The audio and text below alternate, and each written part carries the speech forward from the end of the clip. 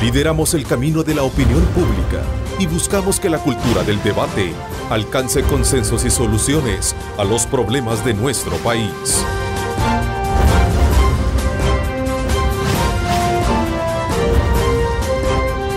Diálogo con Ernesto López. ¿Qué tal? Buenos días, El Salvador, ¿cómo están? Qué placer saludarles a ustedes en esta preciosa mañana de día lunes 28 de julio. Qué gusto compartir a través de Cadena Megavisión AM, canales 15, 19, 21, una vez más este programa Diálogo con Ernesto López. Gracias por estar con nosotros. Sin duda alguna vamos a presentarles como siempre temas de mucha importancia para todos los salvadoreños. Esperamos que todas esas metas, toda esa esperanza sea puesta en Dios para que puedan cumplirse todos sus objetivos durante toda esta semana. Así es que, válidos o no, los acuerdos alcanzados en la reunión entre presidentes del Triángulo Norte y los Estados Unidos, el tema de la migración deja al desnudo que países, así como usted lo oye, países pobres como los nuestros deben urgentemente resolver indicadores sociales y económicos. Por ejemplo, vamos a citar un caso. Recientemente el Programa de Naciones Unidas recién dio a conocer datos donde informa que El Salvador cayó 25 puestos en cuanto al índice de desarrollo humano, esto en los últimos 4 años. ¿Por qué entonces la gran pregunta que uno se hace es ¿por qué las familias salvadoreñas emigran a los Estados Unidos? ¿Qué acciones inmediatas deben asumir países como el nuestro para que sus ciudadanos no emigren? ¿Cómo, digamos, influye la situación económica y de seguridad en este fenómeno? Esos son los aspectos relevantes que vamos a tratar esta mañana con un panel muy rico de conocimientos sobre el tema. Es decir, cómo el factor económico influye para que muchas familias emigren, cómo el factor de inseguridad influye para que muchas familias también, en todo caso, emigren. Así es que, sin duda alguna, vamos a trasladarnos con Lorena Melara. Lorena, sin duda alguna, estas preguntas no deben faltar a la hora de hacer un planteamiento periodístico como el que nos tienes preparado esta mañana. Ernesto, buenos días. Como ya lo mencionaba, son preguntas básicas al hablar de la migración. Un tema de nación como debe ser abordado y por lo cual el planteamiento es de tipo político, económico y social. Hace algunos años el factor económico predominaba en la búsqueda del sueño americano. Hoy en día se suma el fenómeno de las pandillas y lleva a muchos salvadoreños a huir de su propio país. Desde los que están expulsando a los niños hasta el que los está recibiendo y que los está devolviendo, que es Estados Unidos, pasando por México, tienen una porción de esta responsabilidad compartida. La gente se va porque no tiene esperanza, porque no tiene posibilidades de planificar el mañana. No sabes qué va a pasar con tu vida mañana.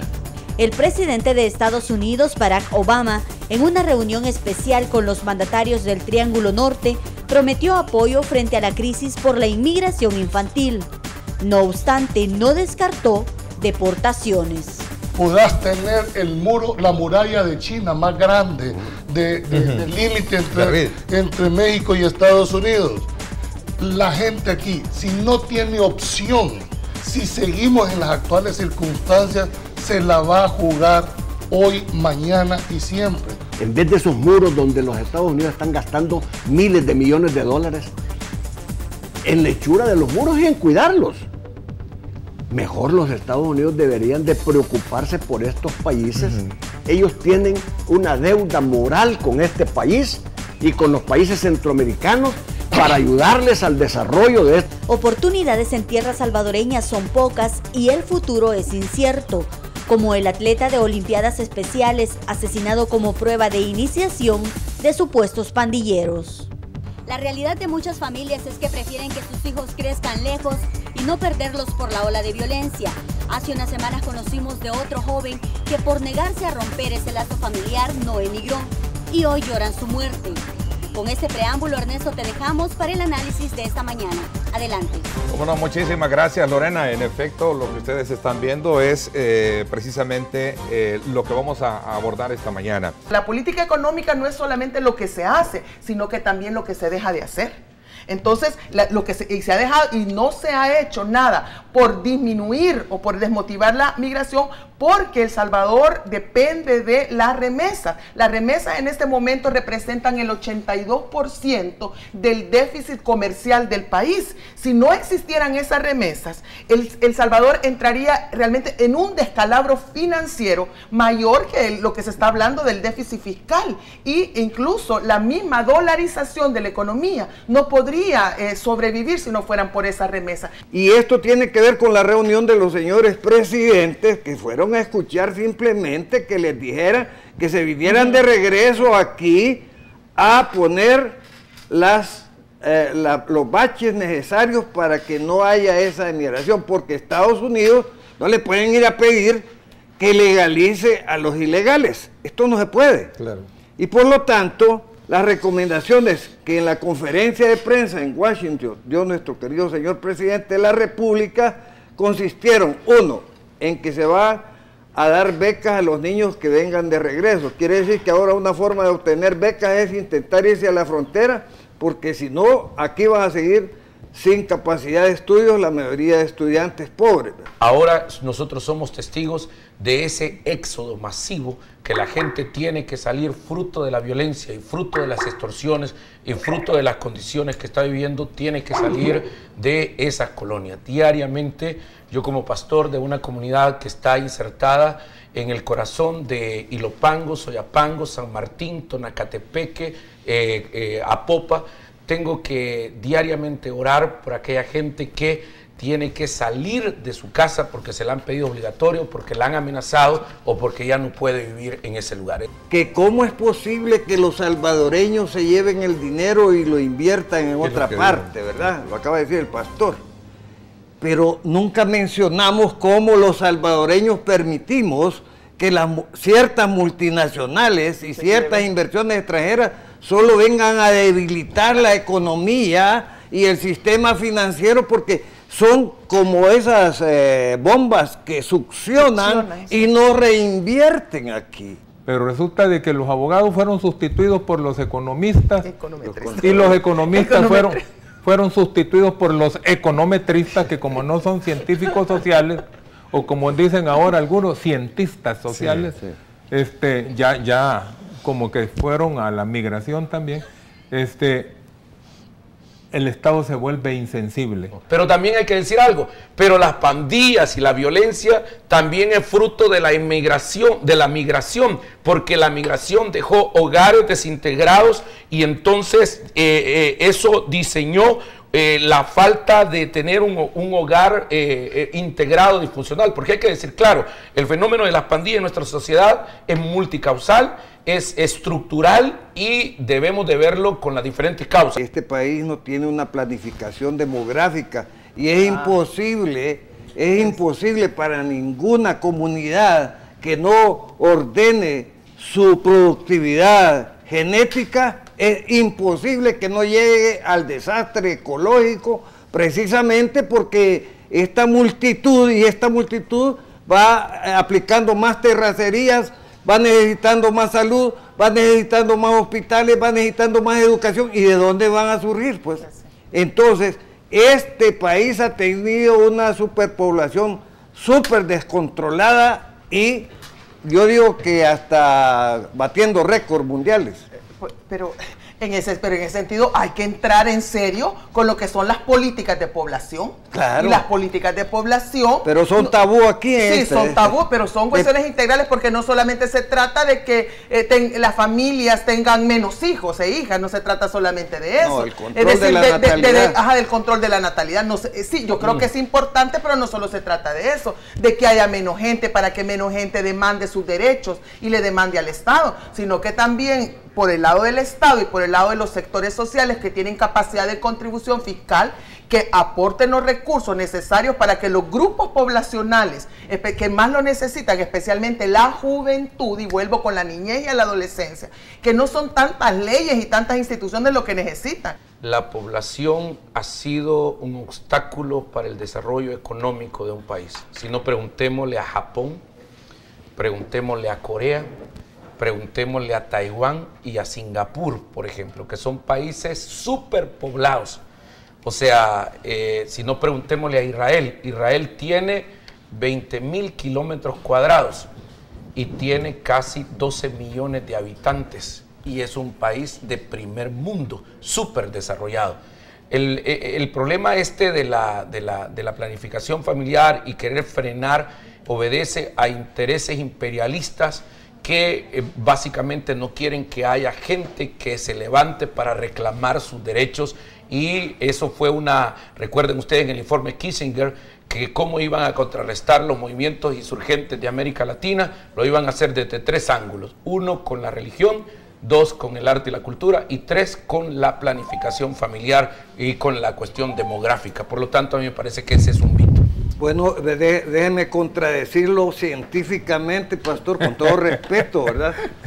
Porque es obvio que las leyes de Malthus han sido categóricas en demostrar que toda la depredación mundial, la contaminación ambiental obedece a los miles de millones de contaminantes individuales como son los automóviles, las chimeneas, la depredación de los bosques a causa del consumismo de esa superpoblación. Pero esa es una cosmovisión desde alguien en particular, y yo quiero decir que una burrada en que la diga un científico sigue siendo burrada. No, pero la matemática... Espérame, solo termino con esto, pero yo creo que eso se debe en gran medida a la falta de responsabilidad en el cuidado medioambiental de toda la población. No, es eso se debe. Yo voy a intervenir. No, pero permítame una cosa. Hay burradas dichas por una sola persona como Albert Einstein, que ha demostrado la teoría de la relatividad. Hay burradas como el teorema de Pitágoras, que solo lo ha dicho una persona, pero que han invadido la realidad del cosmos. Así que perdóneme, pastor, pero con la burrada me refería al hecho de que cualquiera puede venir y opinar sobre... No, le estoy hablando de varios burros. Ajá. Entonces, sí, porque alguien, la persona humana, invívita en la inspiración divina, que nos dio la libertad de pensar, pero ha habido esquemas que han querido moldear el pensamiento de la comunidad, y solo los que se atreven a romper, como Servent, para el caso, que contradijo a Calvino, el gran protestante, que le dijo...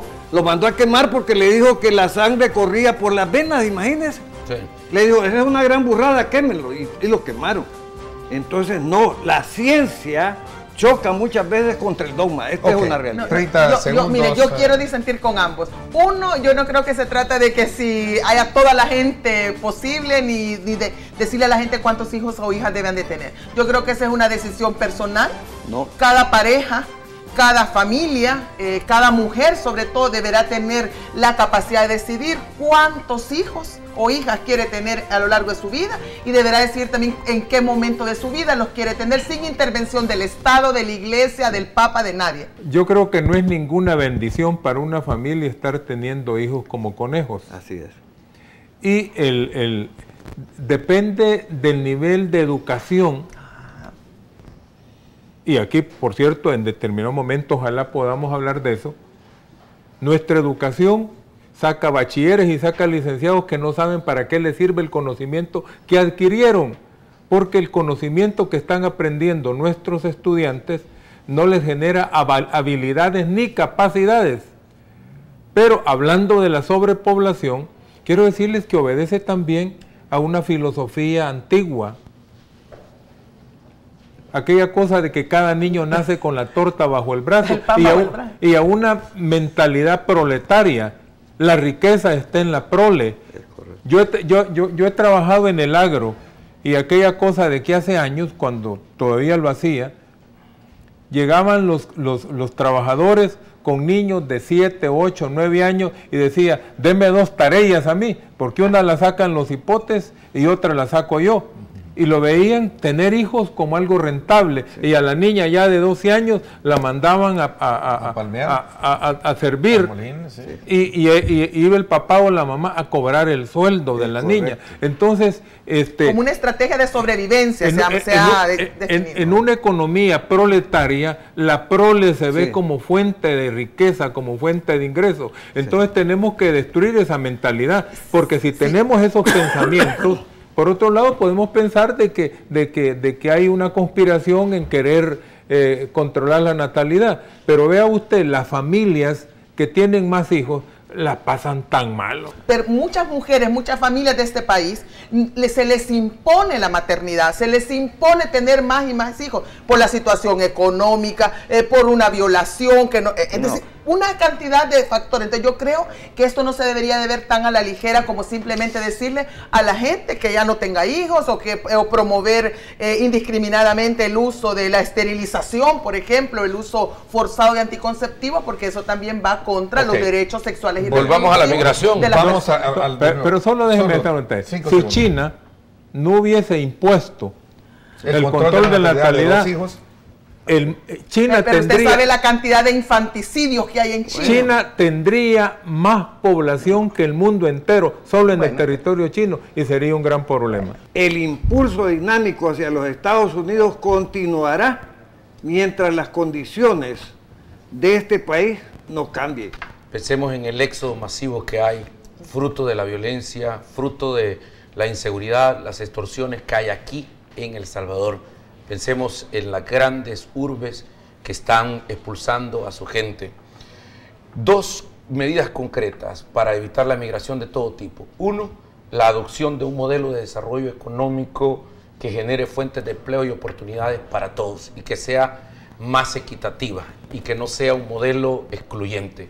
Dos, entrarle al fenómeno de la violencia y la inseguridad con un gran acuerdo de nación que debata a profundidad las causas y que arribe a soluciones que se conviertan en políticas de Estado y que se deban de cumplir independientemente del gobierno de turno que esté en el poder. Bueno, yo creo que como pueblo y como gobierno de El Salvador tenemos que recuperar la dignidad y la esperanza. Ya no andar pensando en que el socorro viene del norte. Y creo que los problemas son tan viejos y que los hemos analizado tanto, que ya no hay que andar haciendo tanto estudio ni andar preguntando tanto, porque la gente sabe cuál es el problema y lo único que no vemos es acción. Ya este gobierno ya tiene bastantes días y ya el pueblo, lo que platica uno con la gente, porque generó esperanza. A mí me decía un señor, ya va a ver, hoy sí el problema de la seguridad se va a acabar, porque hoy el mero comandante de la guerrilla está de presidente. Pero ¿qué es lo que vemos? No vemos nada. Acción. Yo creo que en el gobierno se da mucho eso de que hay que contratar consultores, que hacer un estudio, y pasan los 5 años y no se hace nada. Y se van los recursos en eso. Se tiene que hacer algo ya, hoy, y que el pueblo vea que se está haciendo algo. Por mi parte, esto es todo por hoy. Pásenla bien y como siempre recuerden lo más importante, amar a Dios sobre todas las cosas. Lideramos el camino de la opinión pública y buscamos que la cultura del debate alcance consensos y soluciones a los problemas de nuestro país.